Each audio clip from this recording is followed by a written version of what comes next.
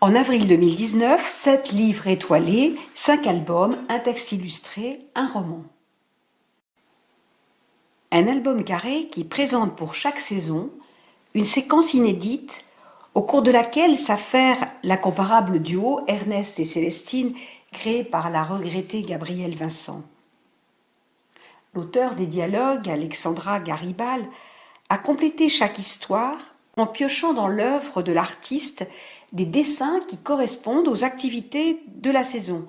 Par exemple, l'été, on peut être abruti par la chaleur, chercher l'ombre, partir en vacances, etc. Il n'y a plus de moyens ni d'espoir de soigner Lisette, la star de la basse-cour. Elle va bientôt mourir. Les seules choses à faire, c'est d'apaiser ses souffrances, l'entourer, la caresser, lui offrir un dessin. On sera triste à sa mort, mais plein de souvenirs de choses faites avec elle et des heures passées à son chevet. Un album pour les petits à ne pas manquer, car il parle en vérité et avec délicatesse du nécessaire accompagnement de fin de vie, autant pour le mourant que pour les vivants. Un triptyque unique qui, sous une forme poétique, texte et illustration, pose les bases de notre identité humaine. La vie, la mort et les émotions qui nous traversent sont représentées par un personnage bienveillant.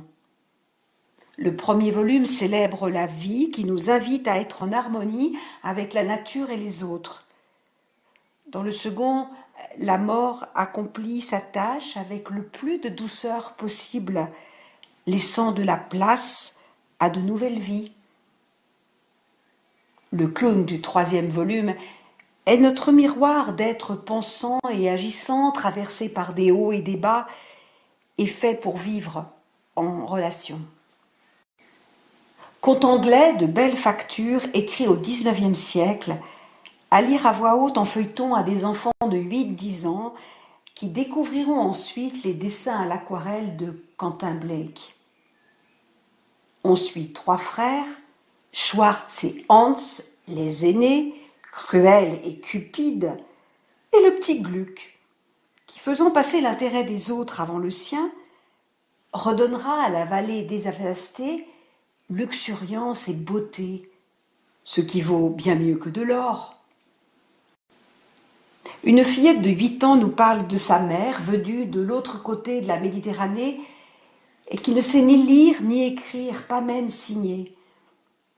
Elle admire cette femme qui, dès son enfance, s'était jurée d'offrir à ses enfants une place à l'école et la possibilité de choisir leur vie.